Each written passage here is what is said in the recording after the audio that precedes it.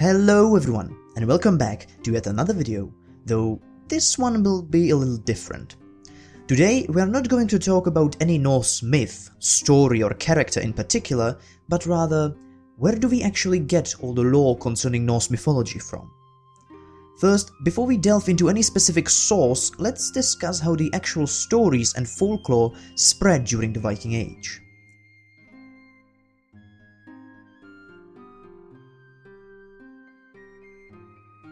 There was no writing among the Old Norsemen, outside of the runic inscriptions, and even those have but a few brief mentions of the Old Norse gods, mostly in reference.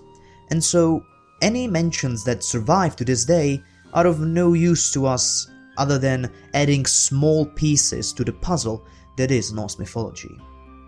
The whole Norse culture in the Viking Age was based on oral tradition, passing down the beliefs and myths through stories and poems which held a prominent part within the lives of the people. This, however, became a problem when Christianity started to take root in Scandinavia and slowly came to extinguish and replace the old beliefs and customs, mostly around the end of the Viking Age and immediately after. Christianity was spread and imposed upon the people of Scandinavia by their kings around the end of the 10th century, and although it took some more time to do the same in Sweden, it fell under Christian rule later all the same. However, paganism and the beliefs in the Old Norse gods and customs weren't immediately extinguished.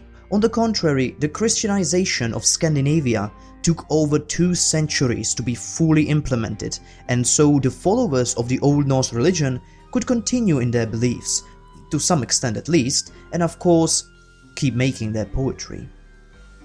Furthermore, the Old Norse poems of Norse gods and heroes remained in the minds of even the people who accepted Christianity.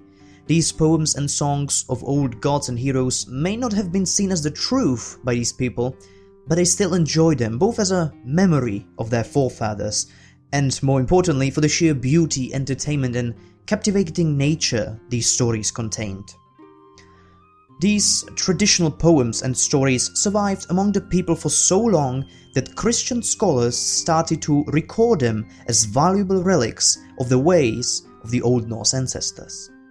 This was happening at a time when Christianity in Scandinavia was formally and even generally accepted, and so these poems were thought of as nothing more than an antiquity of a bygone age, rather than some pagan scripture.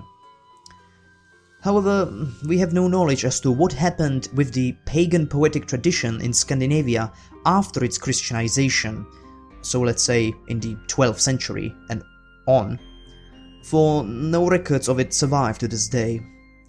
That's why we'll now move to Iceland, as the pagan poetry and traditions there survived for far longer than those in Scandinavia. The oral tradition of reciting skaldic poetry, that being of course poetry that praises the exploits of some individuals, usually kings and heroes, survived there up to the 13th century and it was even recorded in writing. Iceland was being gradually settled around the second half of the 9th century.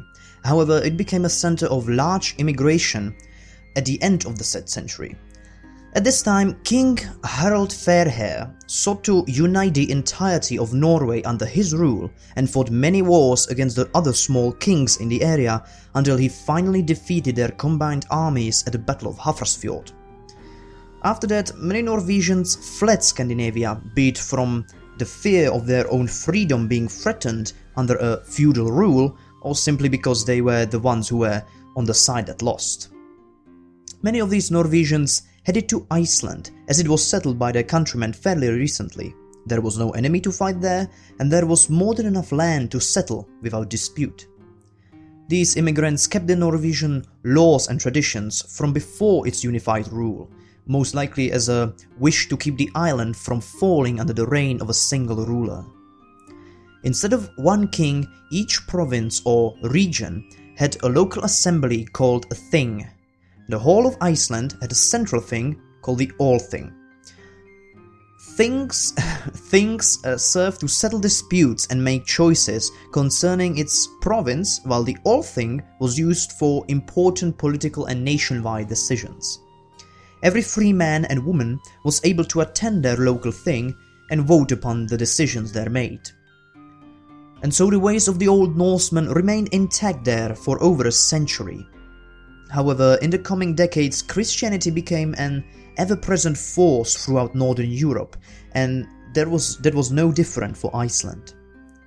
However, the difference between the Christianization of Scandinavia and Iceland was that in Scandinavia, the kings accepted Christianity on behalf of their people, and so they had to fight and suppress those who were opposed to the Christian faith, and because of that, the first century of Christianization of Scandinavia was then absent of bloodshed and rebellions. However, in Iceland, the traditions and ways of the pre-unified Norway were still upheld, and so there was no king to make decisions on behalf of his subjects, and so the ways of the Old Norse religion and its practices remained strong. Throughout the 9th century, there were many attempts made to impose Christianity in Iceland, but they accomplished next to nothing. What changed this was King of Norway Olaf Tryggvason, who came to rule over Norway in 985. Olaf was known for his cruel ways of enforcing Christianity upon still somewhat pagan population of Norway. Pagan sacred places and shrines were destroyed, and anyone who was caught or found to still be involved with any pagan traditions and practices was swiftly and harshly punished. These people were often tortured until they renounced their beliefs and accepted the Christian faith. Iceland was, in the time, still a Norwegian territory, and Olaf made an attempt to Christianize it peacefully by sending a Christian priest to the island in 997, that was tasked with administrating Christianity as a local religion under the order of their king. This peaceful request was rejected. However, Olaf wasn't going to give up, and after several other attempts of peaceful conversion of the island, he decided to take a more drastic approach. He ordered to seize and imprison all Icelandic traders within Norway, and send a messenger to Iceland declaring that if the island won't accept Christian faith, he would execute all the captives. This tore the island in half, as one half had family members in Norway about to be executed if they would not comply, while the other half wanted to keep their pagan faith at all costs. A conflict was threatening to break out, and after some debate, the main judge who presided over the whole thing decided for a compromise.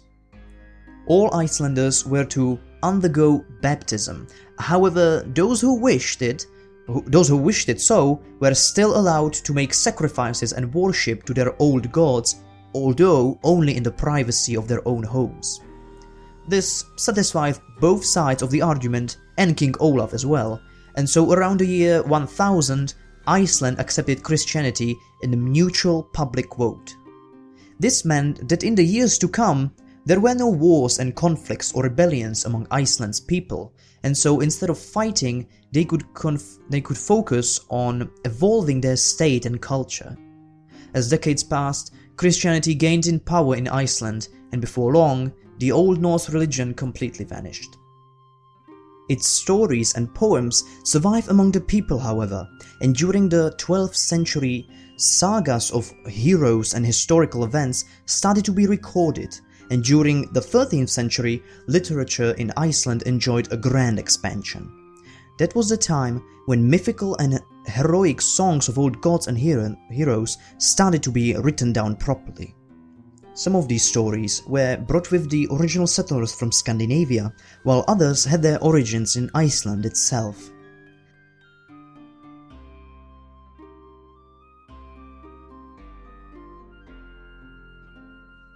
And now finally, we come to our first source of Norse myths we'll talk about today. It is not the most accurate one per se, but it definitely takes the second place as far as reliable sources go. I'm talking of course about Snorri's Edda, today known as Prose Edda. Before we delve into the book itself, let's talk about its author and the book's overall significance and purpose. Snorri Sturluson was an Icelandic chieftain who lived approximately between the years 1178 and 1241. However, Snorri wasn't but a mere chieftain. He was a knowledgeable and learned man, historian, politician and poet. Snorri enjoyed both the content and the form of Old Norse poetry, and in the year 1220 he wrote a book named Edda. This book would later come to bear his name, as our earliest preserved transcripts from around the year 1300 labels the book as Snorri's Edda. Snorri wrote this book as both a handbook for young poets so they would better understand how to compose skaldic poetry, but also as a guide for understanding Norse mythology. At that time, Norse myths were slowly starting to be forgotten and their meaning lost, and so Snorri wanted to preserve the stories of his ancestors, for even though he himself was a devoted Christian, he still saw the imagination, skill and wonder of his forefathers within these poems. In his book, Snorri illustrates the picture of Norse mythology through stories of his own invention. Two of these stories make two major parts of this book. Gylfaginning tells the story of King Gylfe, who travels to Asgard and speaks with Odin about many characters, places and events and beings in Norse mythology.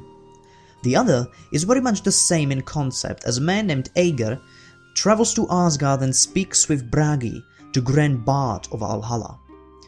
Bragi tells him several other stories from Norse myths and further expands on the picture Snorri is making with his book.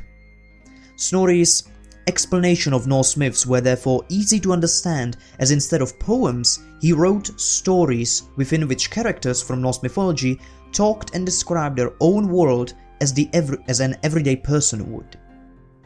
Furthermore, Snorri used quotes from Old Norse poems to back the content of his stories. However, there is one big problem with Snorri's Edda. As I said, Snorri used quotes from Old Norse poems to validate the contents of his stories, and in many cases, the citations he uses add up with the poems that had survived to this day. But Snorri also quoted more than a few poems that are now lost to the ages, and therefore we cannot confirm many of his claims. Furthermore, Snorri sometimes didn't quote any sources at all, and instead filled in the blanks with his imagination. And sometimes that is just fine. Some of his claims are in line with the general spirit of the Norse mythological universe and its characters, but other times they contradict other lore of Norse myths, and more than a few times Snorri fills our lack of knowledge with declarations that are clearly of Christian mindset. It is more than likely that Snorri wanted to simplify and Christianize the Old Norse myths to a slight degree, so they would be better understood and accepted by his fellow Christ believers. Old Norse myths and Old Norse culture in general held vastly different moral and ethical standards after all. It seems he succeeded though, as Snorri's Edda remains a well-known book to Icelanders all up to this day. Overall, Snorri's Edda, today called mostly Prose Edda, is quite an interesting piece. On one hand, it is an easy introduction to the universe of Norse mythology, and it holds many myths that would otherwise be lost to us. The story of the mead of poetry, or of how Thor got his hammer, just to name a few.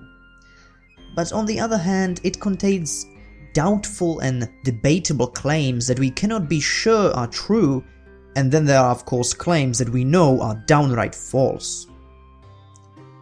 Not all of the book should be dismissed, however, and if you seek an easy-to-read introduction to the cosmology of Norse mythology, as well as its characters and beings, I highly recommend this book for you.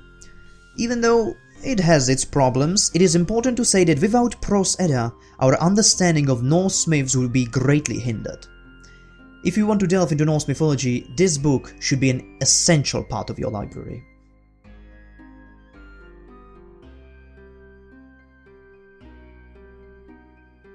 Now, as I've said, the Prose Edda is not the most reliable source on Norse myths, so let me introduce you to one that is, without a shadow of a doubt, the most reliable Norse mythology source we possess today. First off, let me explain his background. During the 17th century, over 4 centuries since Snorri released his Edda, Icelandic scholars and priests started to collect and compile old manuscripts of all kinds, and it just so happened that Bishop Brynjolfur Sveinsson discovered a very special one indeed.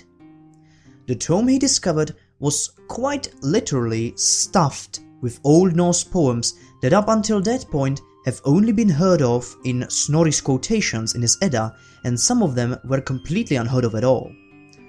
This manuscript is assumed to have been written sometime around the year 1270, about half a century after Snorri's Edda has been released. It is presumed that Snorri's Edda inspired some Icelander or Icelanders to compile and record all the Old Norse poems they could find to preserve them. You can imagine that Bishop Sveinsson was of course thrilled with this discovery. Up until that point, the only proper manuscript regarding Norse myths was Snorri's Edda, and the old poems he used for his quotation have been thought lost to time. Within this manuscript, many of Old Norse poems have been rediscovered, although the authorship of this manuscript is still unknown to this day. Bishop Sveinsson therefore concluded that the author must have been no other than a famous 12th century priest and historian Seymund Sigfusson. Bishop Sveinsson then named the transcript Seymund's Edda, inspired of course by the name of Snorri's Edda. The meaning of the word Edda eludes us to this day, and even though there are many guesses at its meaning, neither leaves experts satisfied. What we do know, however, is that Seymund could not have been the author of the original manuscript, because the poems contained within it were composed in different times, many of them far longer before Seymund was born, and some even after his death. However, even though this manuscript has been written in the 13th century, it has been discovered that in reality it was nothing but a transcript of many much older original texts.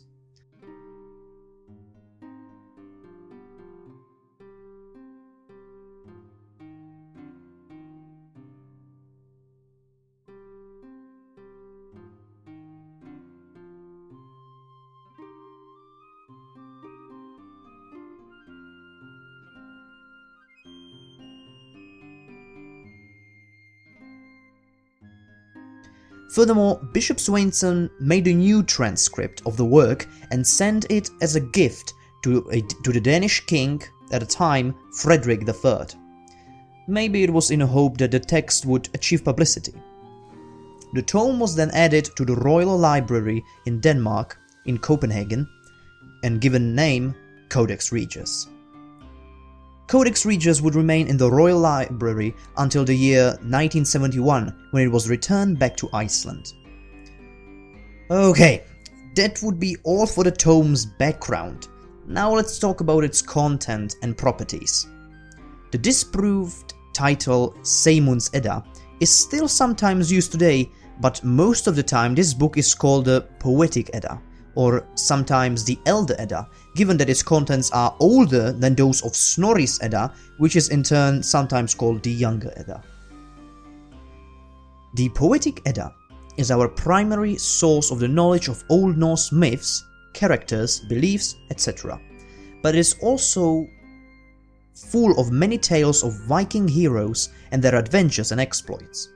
As the name suggests, the Poetic Edda is a collection of 29 Old Norse poems written in Old Norse language, of course.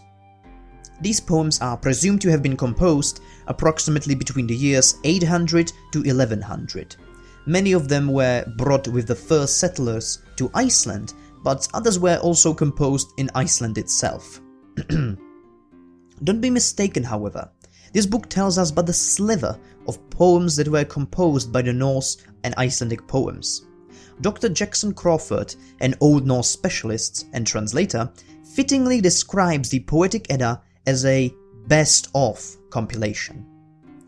These stories weren't some randomly selected ones, but on the contrary, they are the ones that enjoyed high popularity among the old Scandinavian peoples, but also survived through thorough Christianization and still remained well known and popular in the minds of the descendants of its original authors.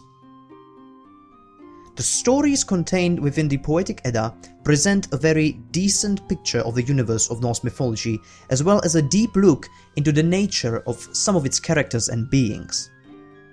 However, it still leaves us with many blanks in the lore and many unanswered questions. Even with that, however, the Poetic Edda is still the best and most reliable source of Norse myths and Viking heroes we possess today. For anyone who wants to know more about Norse mythology, this book is a must-own before any other.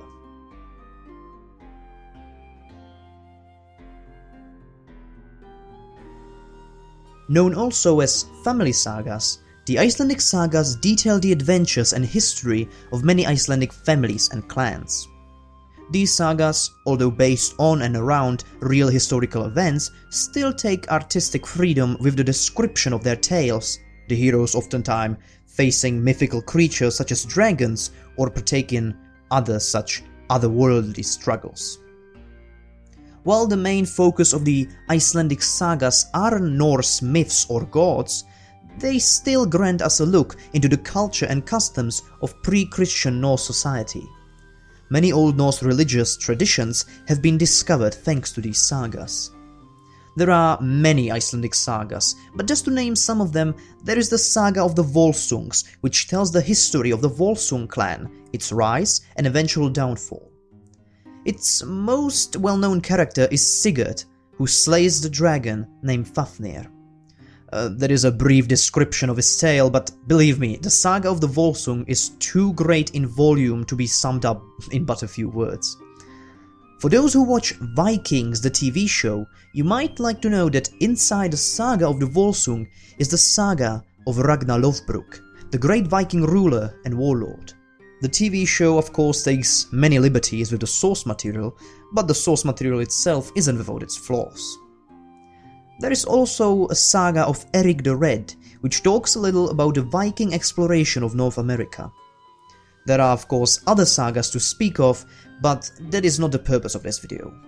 Even though these sagas mainly focus on the heroes, small tidbits and references to gods, Norse religious customs and old lore still appear here and there. And even though the sagas aren't exactly a goldmine for Norse mythological lore, they still shouldn't be left out when talking about our sources on Norse mythology.